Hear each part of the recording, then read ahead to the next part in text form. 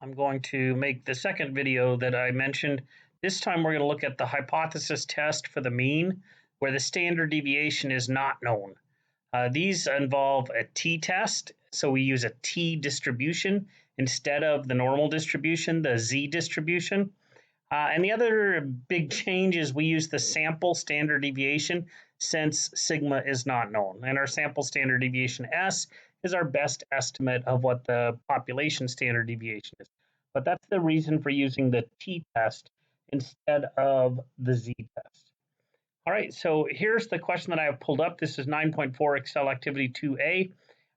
We have married men with children spend 6 hours per week on average. With this is the hypothesized population mean published in the journal.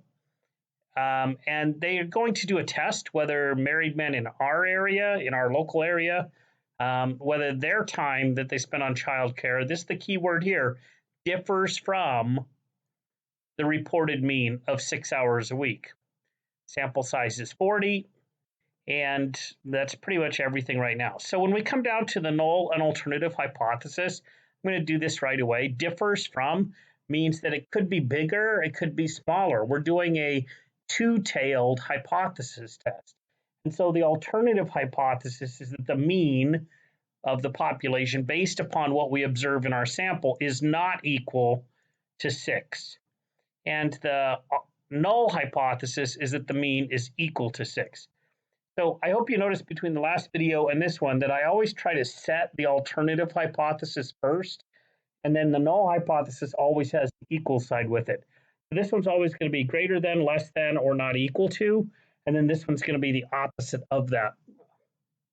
All right, now the next thing we need to do is kind of fill out this stuff. We need to find the sample mean, the test statistic, and the p-value and all that. So we're going to open our spreadsheet. Here's the data. For the sample mean, I'm just going to do equals average, like we've always done.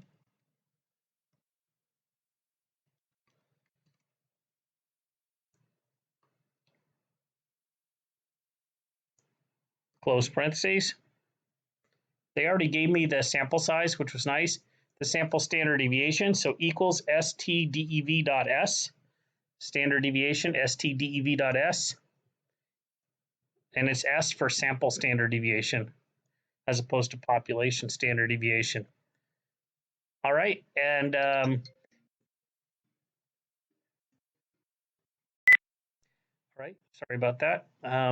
So then we're going to do the test statistic. Now the test statistic, the formula here is going to be exactly the same as it was for the hypothesis, the standard deviation known case.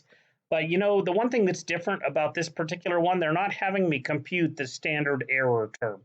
So I'm going to do this test statistic, the t, all in one step instead of having the standard error separate. But the formula, again, is exactly the same. So equals, and I'm going to do parentheses for the numerator, and I'm going to take the difference between the sample mean and the hypothesized mean. So sample mean is in cell D4 minus the hypothesized mean, close parentheses, and then I want to divide by the standard error. Now the standard error is the standard deviation, sample standard deviation, divided by the square root of n. So I'm going to do another parentheses for the denominator, S, the sample standard deviation, divided by, and then SQRT, square root of, and then the sample size. Close parentheses for the square root and close parentheses for the denominator. All right, so the test statistic is 1.67. Now the degrees of freedom is n, which is the sample size, minus 1. So you can just type the number here, these blue boxes, or you can just do something like this, equals the sample size minus 1 to get 39 degrees of freedom. And then we'll come back to this in just a minute. We could try to do it now. The p-value is the probability of getting a sample more extreme than the one you observed on both sides. So if I wanted to compute the p-value, what I'm going to do is take 2 times because I can be higher than 1.67 or less than minus 1.67 because it's two-tailed. So I'm only going to compute one of these, bigger than 1.67 or less than minus 1.67, and then double it. Okay, and now I'm going to do t dot inverse, t dot dist. Oh, I forgot I could do this. T dot dist dot 2t. And if you want, you can kind of back up and says two-tailed distribution. And then I'm going to put in the test statistic 1.67, comma, and then the degrees of freedom 39, and close parentheses. And this should give me the p-value of 0.1020.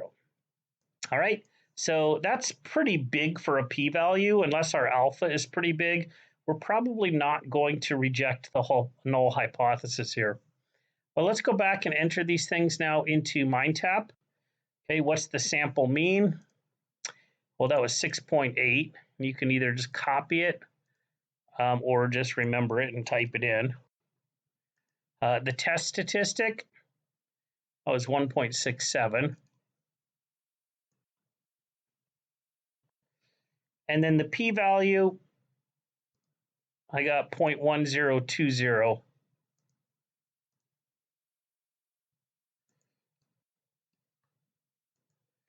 And at the alpha value, did they even give us an alpha value?